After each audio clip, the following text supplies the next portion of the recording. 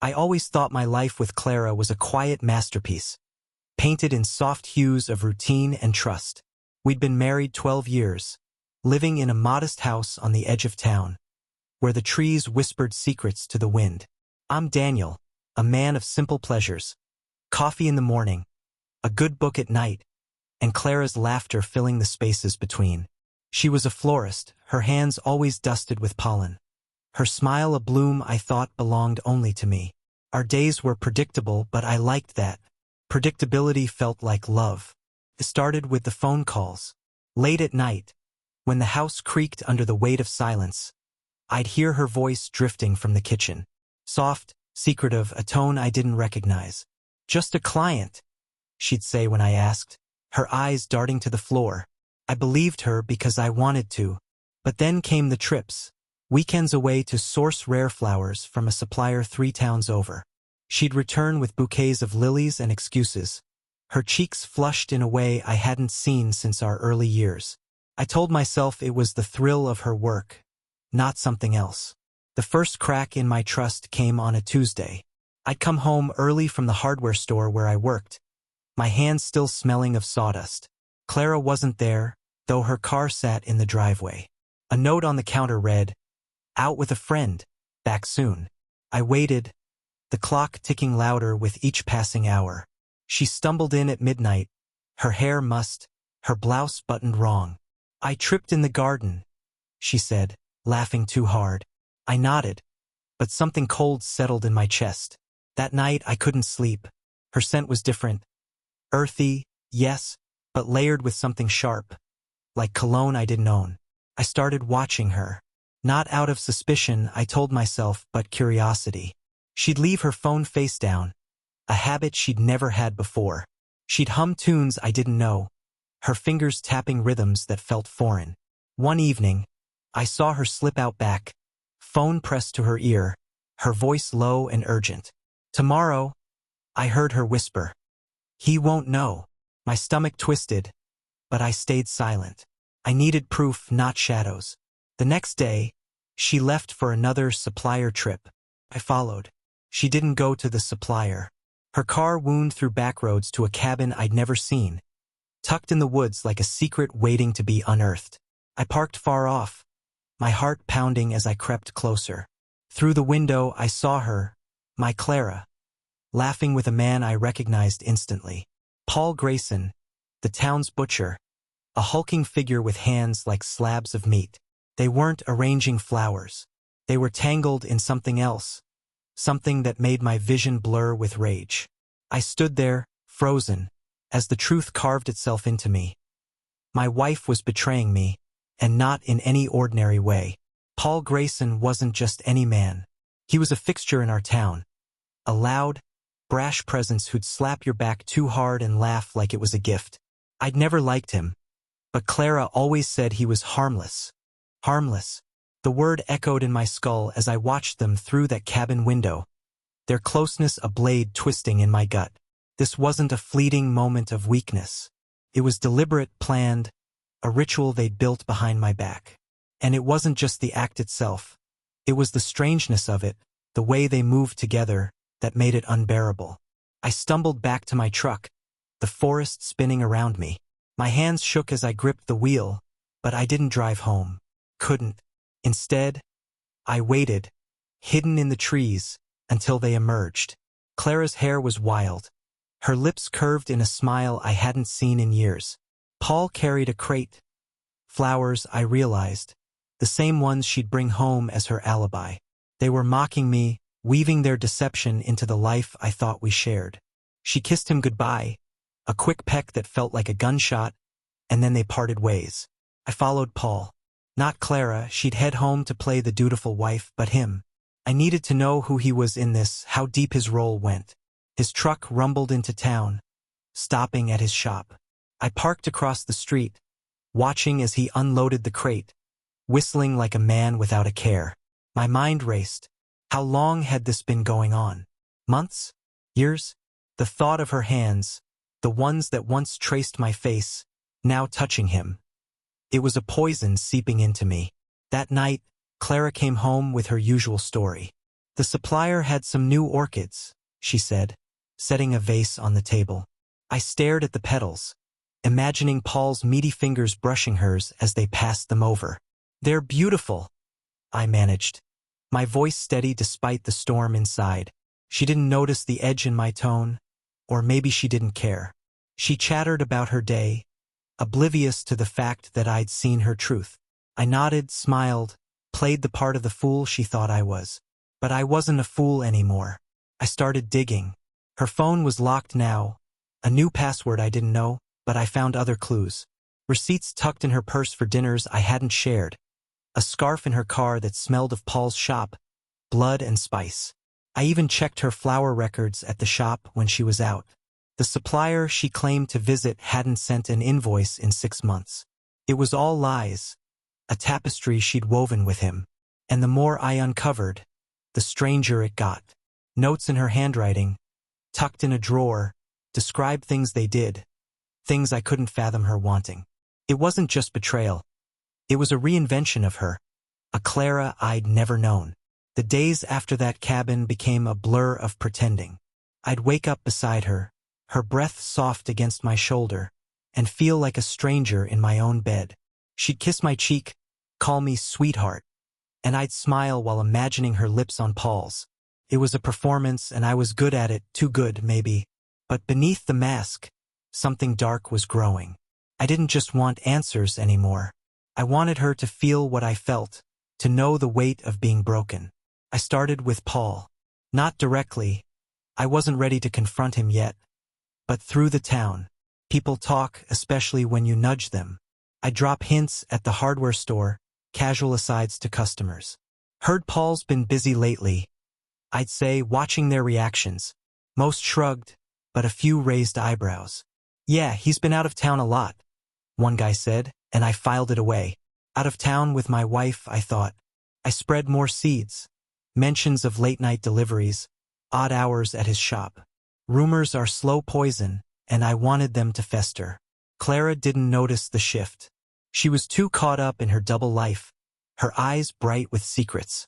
One night, she came home late again, her excuse flimsier than ever. The shop's sink broke, she said, brushing past me. I followed her to the bedroom, watching as she undressed. There was a mark on her neck, faint but unmistakable, a bruise she hadn't bothered to hide. Rough day, I asked, my voice light. She froze, then laughed. Oh, I bumped into a shelf. I nodded, but my hands clenched behind my back. Couldn't sleep that night. Instead, I sat in the dark, piecing it together. The cabin, the flowers, the notes, it wasn't just an affair. It was something more, something twisted. Paul wasn't some random choice. He was a partner in a game I didn't understand. I remembered a conversation from years ago, when Clara had laughed about a customer who'd asked for flowers to spice up a relationship. I thought it was a joke. Now I wondered, was that what she craved? Something I couldn't give her? The next morning I went to her shop.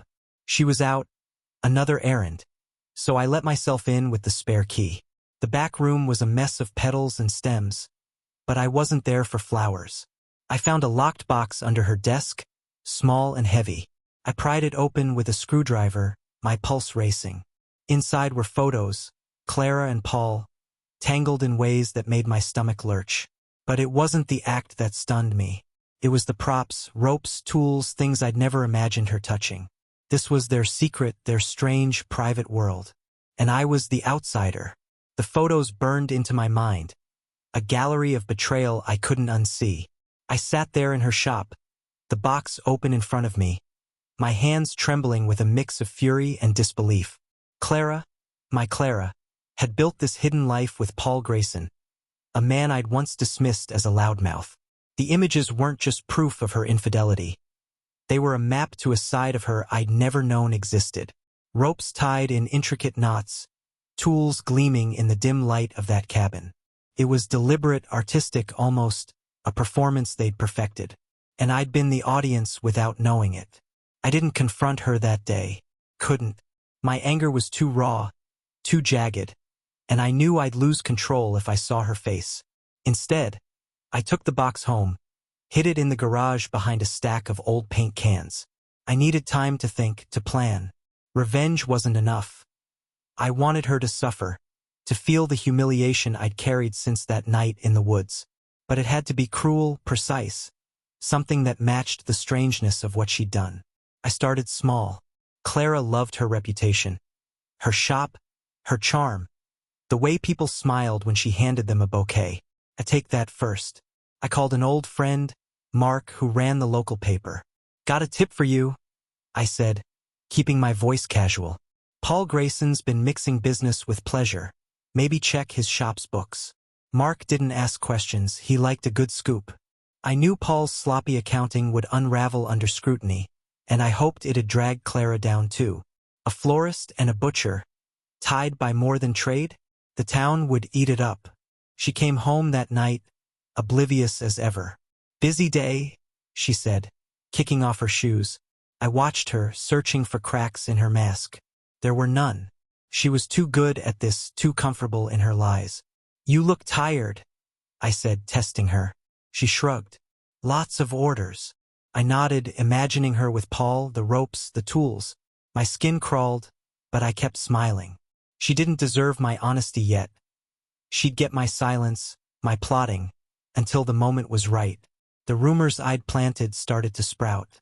By the end of the week, I overheard whispers at the store. "Paul's in trouble," a customer said, buying nails. "Tax stuff, maybe more."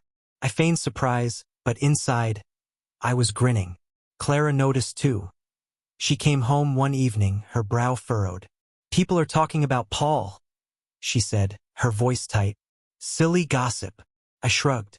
Small towns love a story. She didn't push it, but I saw the worry in her eyes. Good. Let her squirm. Let her wonder how much I knew. The unraveling was slow, deliberate, like a flower wilting petal by petal. I kept my distance from Clara, letting her think I was still the trusting husband she'd played for years. But every night, I'd sit in the garage, staring at that box of photos, planning. Paul's trouble with the paper was just the start. I wanted more. I wanted them both to feel exposed, vulnerable, the way I'd felt watching them through that cabin window. And I wanted it to be strange, fitting, a mirror to their twisted little world. I dug deeper into Paul. A trip to his shop one afternoon, pretending to need a cut of beef, gave me a glimpse. His back room was a mess.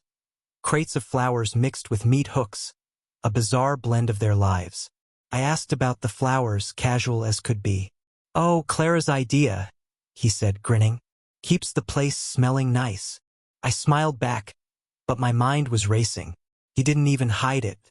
That arrogance fueled me. I started calling suppliers, posing as a concerned customer, asking about Paul's orders. Turns out he'd been over-ordering, skimming cash, and Clara's name was on half the invoices. Perfect. The next step was her shop. I waited until she was out, then slipped in again. This time, I didn't just look. I tampered. I mixed her dyes, swapped labels on her fertilizers, subtle chaos that'd ruin her next batch of arrangements. Customers would complain, her reputation would crack, and she'd have no one to blame but herself.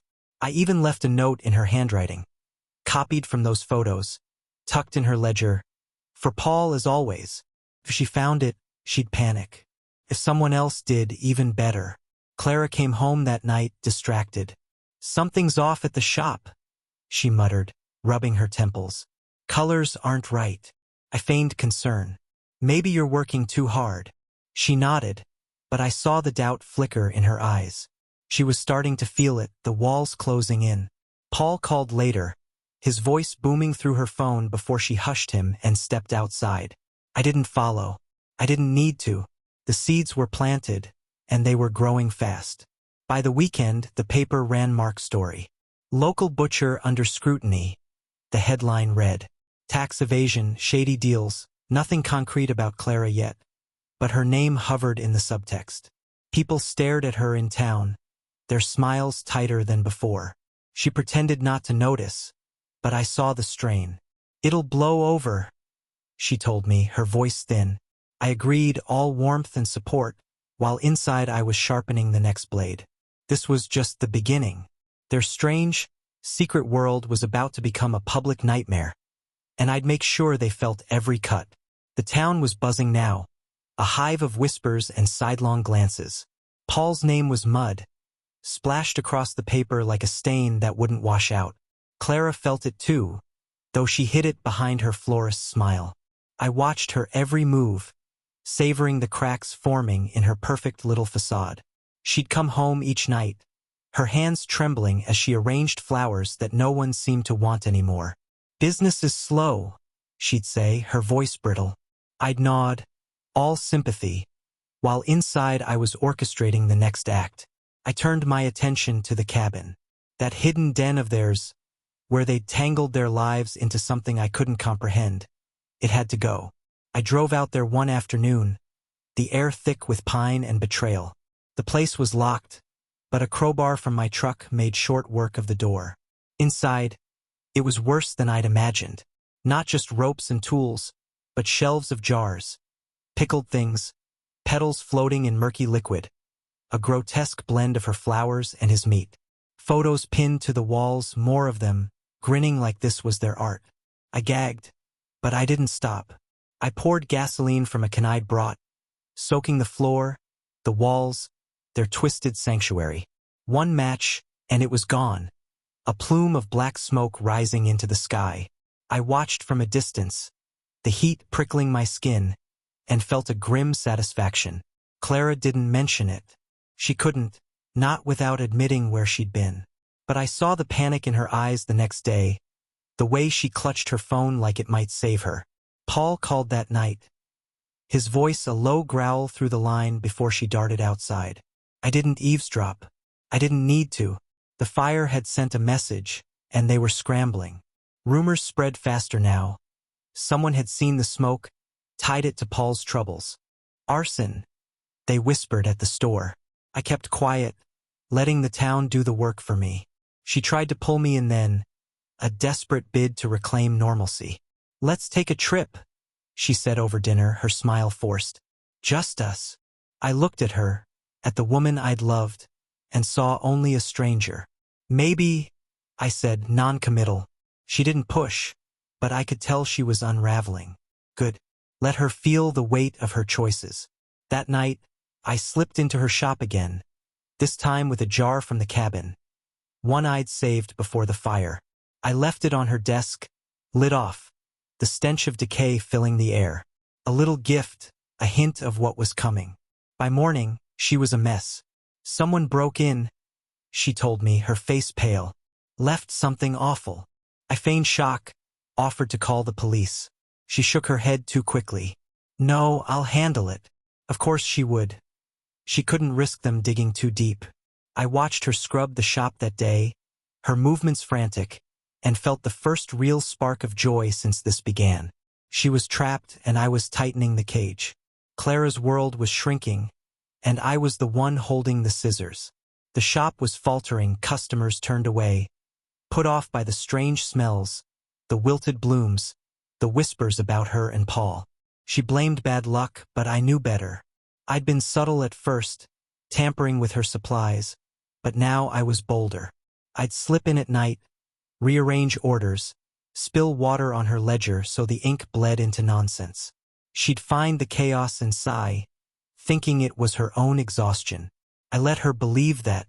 It was crueler that way. Paul wasn't faring much better. The paper story had sparked an audit, and his shop was a circus of inspectors and unpaid bills. I'd nudge the rumor mill whenever I could, casual chats at the hardware store about odd deliveries to his place, hints that tied him to Clara without saying her name. People filled in the blanks.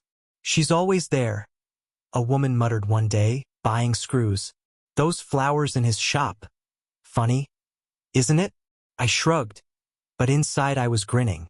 The town was doing my work, turning their secret into a spectacle. I decided to push Paul further. I'd learned his routine: early mornings at the shop, late nights at the bar. One evening, I followed him there, blending into the crowd. He was loud, drunk, boasting to anyone who'd listen about how he'd beat this mess. I waited until he stumbled outside, then slipped a note under his truck's wiper. "She's not yours to keep." and signed, vague, but enough to rattle him. The next day, he stormed into Clara's shop. I saw it from across the street, his face red, her hands waving. They were cracking under the pressure, and I was the fault line. Clara came home that night, her eyes red-rimmed. "Paul's losing it," she said, almost to herself. I raised an eyebrow. "Trouble at the shop?" She nodded, then caught herself. "He's just stressed. It's nothing." I let it drop, but I saw the fear in her. She knew something was off, but she couldn't place it. That was the beauty of it. She suspected everyone but me. I kept up the act, cooking dinner, asking about her day, while plotting the next move. I wanted her to feel hunted, to question every shadow. The jar incident had shaken her, but I wasn't done with that thread. I'd kept another relic from the cabin, a small knife, its handle carved with their initials. I cleaned it, polished it, then left it in her car, tucked under the seat. She'd find it eventually, and when she did, she'd know someone had been in their space. I wanted her paranoia to bloom like one of her precious flowers, delicate and unstoppable. By the end of the week, she was jumping at noises, checking locks twice. "I feel watched," she whispered one night.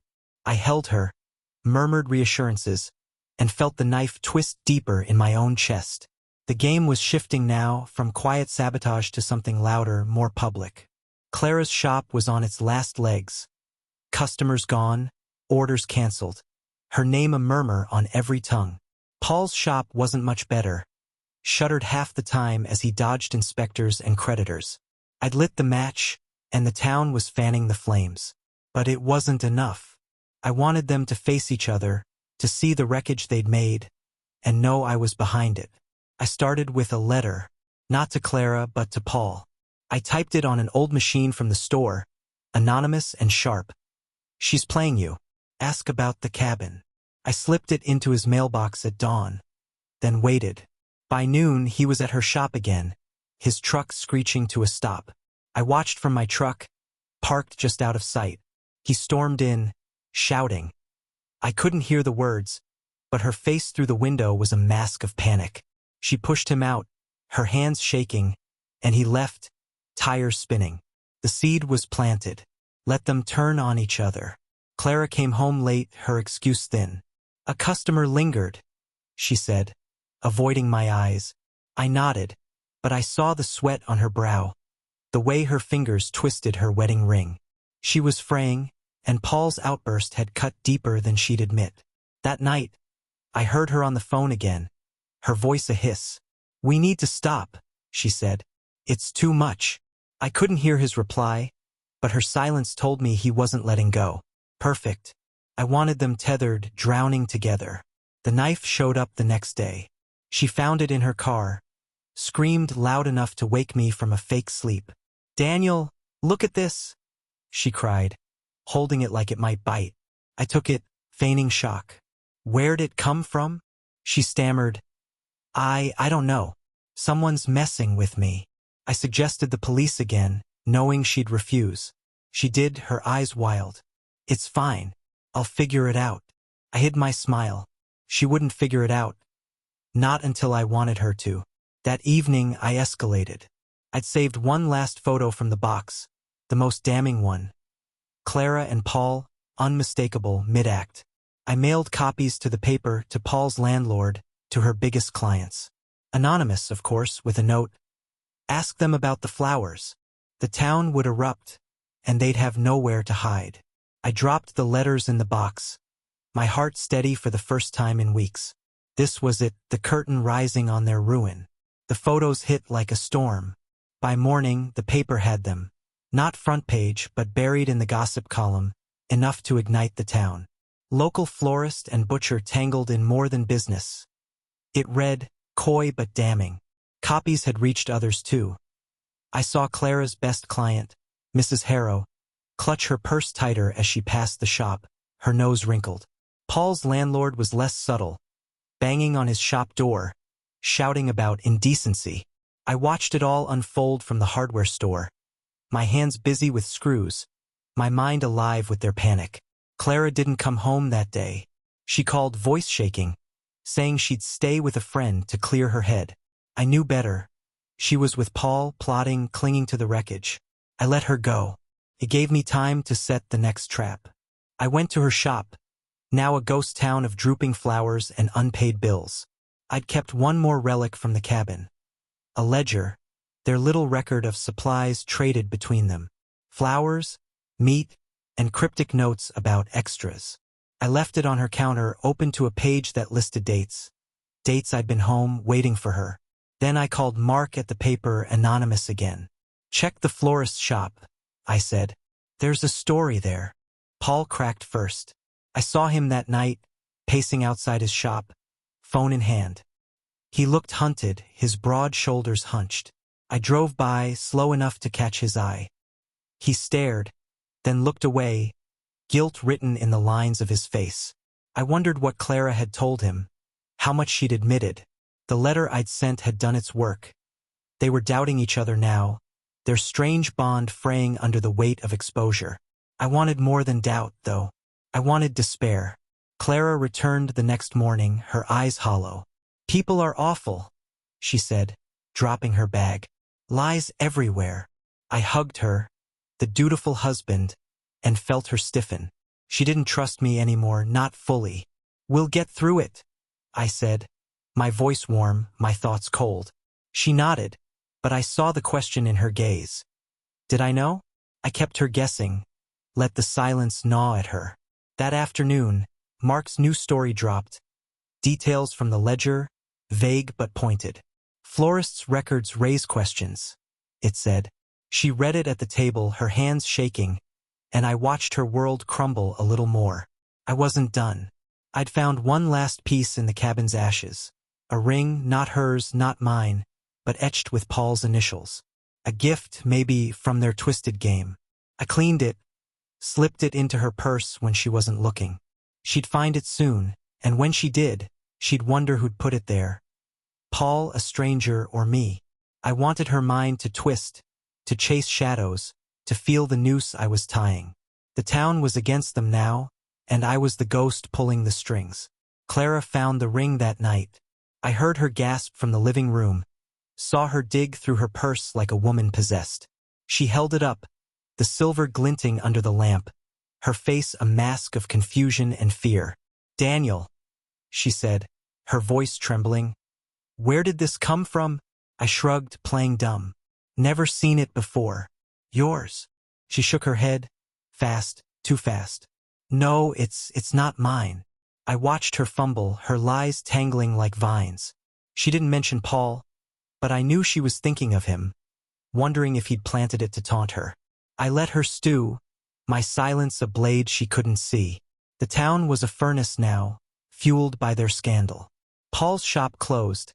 Officially, the sign said renovations, but everyone knew better. Clara's clients dwindled to nothing, her shop a mausoleum of dead blooms. She stopped going in, stayed home instead, pacing, muttering about fixing this. I'd catch her staring at me, searching for cracks in my calm. I gave her none. "We'll be fine," I'd say, and she'd nod, but her eyes were wild.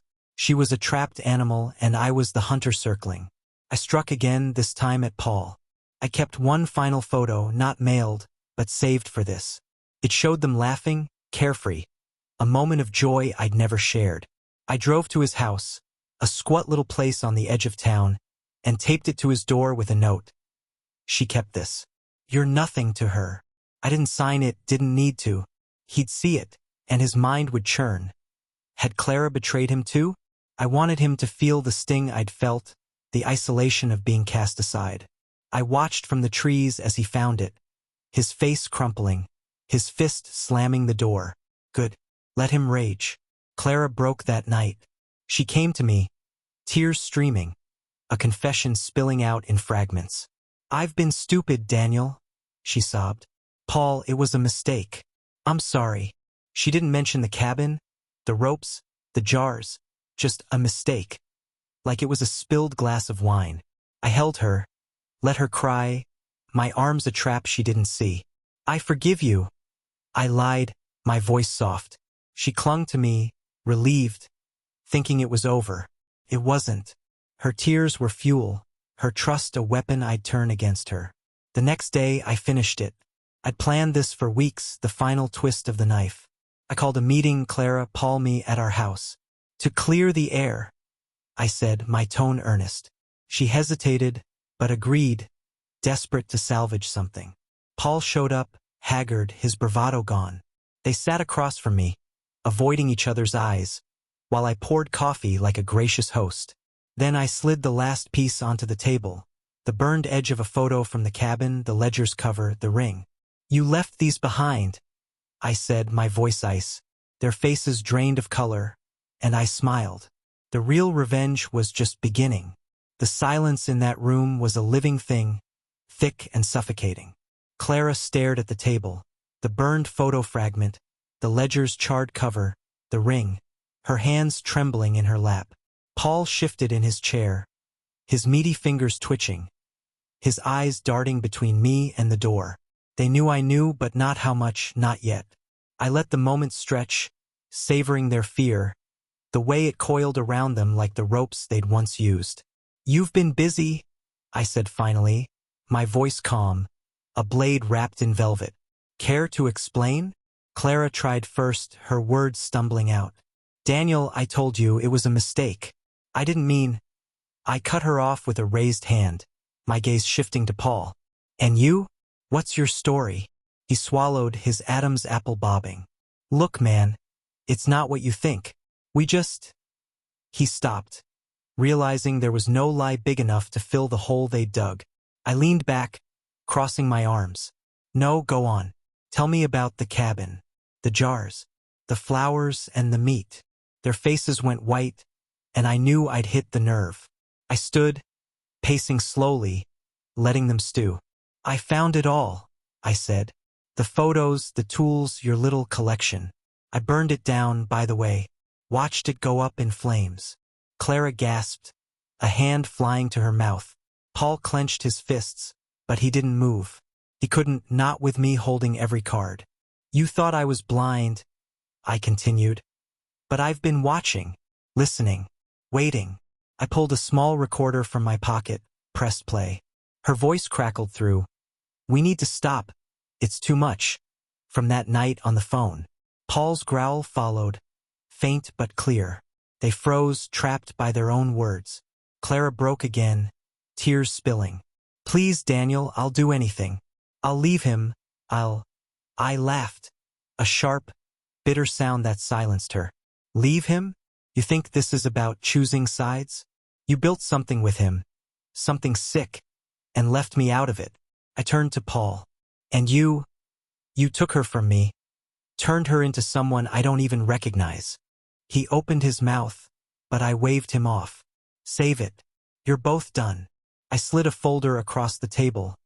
Copies of everything. Photos, ledger pages, receipts. This goes public tomorrow unless you do exactly what I say. They stared at the folder, then at me, realization dawning. What do you want? Paul muttered, his voice hoarse. I smiled, cold and slow. You'll see. For now, sit there and think about what you've lost. I left them in that room, the air heavy with their dread, and locked the door behind me. This wasn't the end, it was the prelude. I wanted them to feel every second of what was coming, to taste the ruin I'd crafted. The next morning, I laid out the terms. They sat in my living room again, hollow-eyed, the fight drained out of them. Clara's mascara streaked her cheeks. Paul's hands shook as he gripped a coffee mug I'd forced on him. I stood over them, the folder in hand, a judge delivering a sentence. You're going to confess, I said. Not to me, to everyone. The town, your families, your clients. Every detail, every twisted thing you did in that cabin. Write it down, sign it, and I'll hand it out myself. Clara sobbed, shaking her head. Daniel, no, please, they'll hate us. We'll lose everything. I nodded. Exactly. You took my life apart. Now I'm taking yours. Paul lunged forward, rage flaring. You can't make us. I cut him off, slamming the recorder on the table. I can. And if you don't, this goes to the police. Arson's one thing, those jars? That's another. They'll dig, Paul. They'll find what you hid. His face crumpled, and I knew I'd won.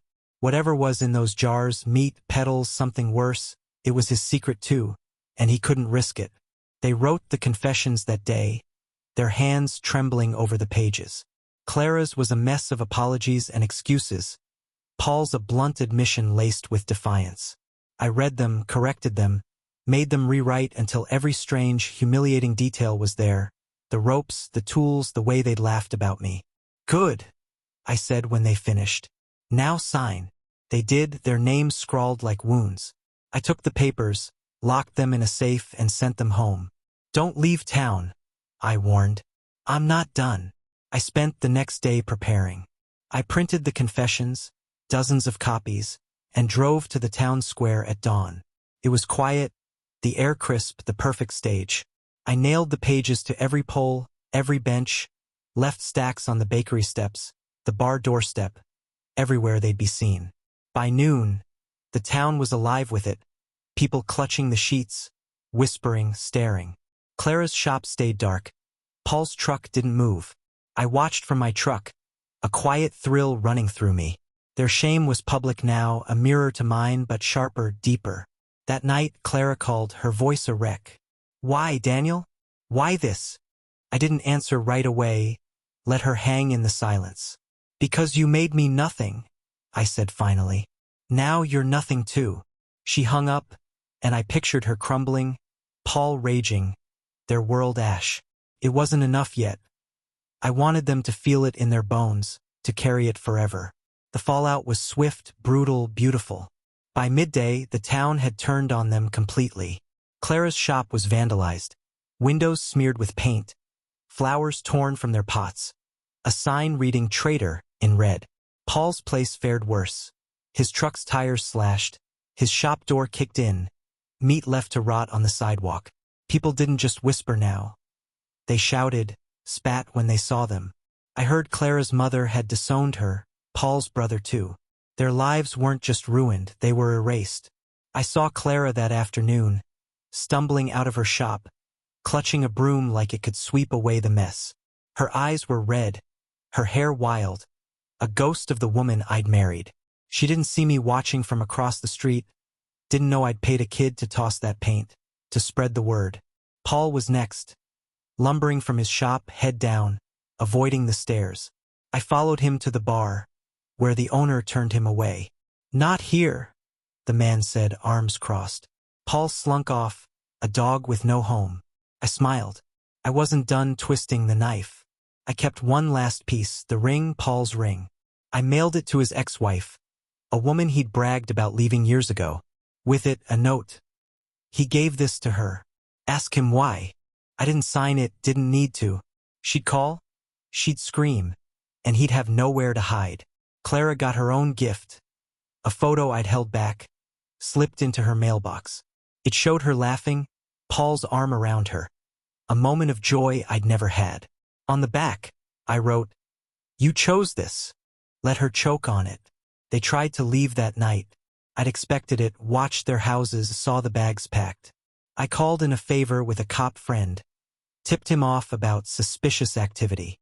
He stopped Paul's truck on the edge of town, found nothing but made it clear, stay put. Clara's car didn't even start. I'd loosened a wire under the hood. They were caged and I was the bars. I slept soundly that night, their despair a lullaby. The next day, I visited them separately. Clara first. She opened the door, pale, shaking. "What more do you want?" she whispered. I handed her a single flower, wilted and brown. "To remember," I said, and left. Paul was harder, gruff, defiant. "You're a monster," he growled. I nodded. "You made me one." I gave him a jar, empty but reeking of the cabin, and walked away. They'd carry those tokens, those scars, forever.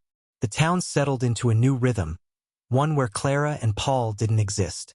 Her shop stayed dark, a relic of her fall.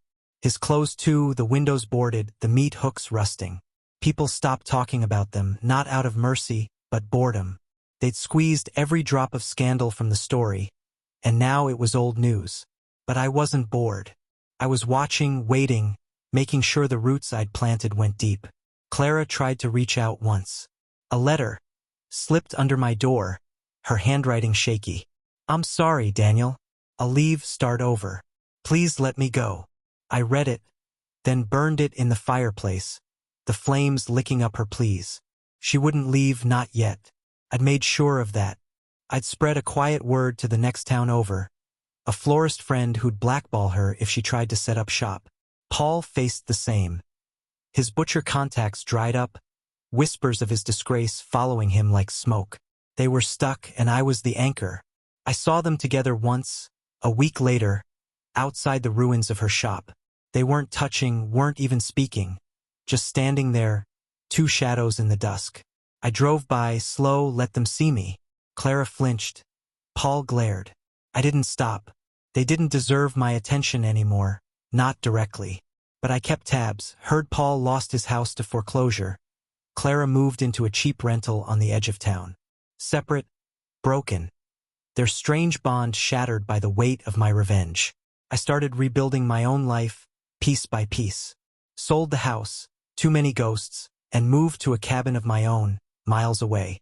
Not their cabin, never that, but a place where the air was clean, the silence mine. I kept working at the store, kept my routines, let people think I'd moved on. They didn't know I checked on Clara and Paul, called in favors to keep them pinned. A friend at the bank flagged their accounts, empty. Another at the post office rerouted their mail to me first. Bills, threats, nothing hopeful. I sent it back, untouched, but not before reading every word. The final twist came months later. I'd saved one last move, a slow burn. I'd recorded their confessions that day in my house. Not just written, but spoken, their voices cracking as they spilled it all. I edited it, hours of work, until it was a tight, damning reel. I sent it to a radio station 2 towns over, anonymous, with a note, "Play this." They did, a late-night slot, but enough. Word got back. Clara heard it, locked herself in her room for days. Paul left town that week, no forwarding address. I didn't chase him. He'd carry it anyway, that sound of his own shame echoing in his skull. It's been a year now, and the dust has settled, but not for them. I'm in my cabin, the woods a quiet companion, my life pared down to what I can hold. Clara's still here, somewhere. I hear she works odd jobs, cleaning houses, her hands no longer stained with pollen but bleach. Paul's gone, they say, drifted north, a shadow of the man he was. I don't care where he is, as long as he's breathing my revenge. They're alive but not living, and that's the point. I didn't end them, I hollowed them out. I kept one thing from the old life. A photo of Clara and me, early days, smiling in a garden. It's on my mantle, not for love, but reminder. I look at it sometimes, trace the lines of her face, and feel nothing but the cold satisfaction of what I did. She thought she could rewrite me out of her story, build something new with Paul. I rewrote them instead, turned their strange, secret world into a public grave. The town doesn't talk about it anymore, but I know they remember. A glance at me in the store, a nod, a quiet respect, or fear. I don't care which. I've got my piece, carved from their ruin. Clara sent one more letter, months back, a single line. "You win." I didn't reply. She knows I did. Paul's silence says the same. They're ghosts now, haunting themselves, and I'm the hand that pushed them there. Sometimes I walk the woods, listen to the wind, and think about that cabin.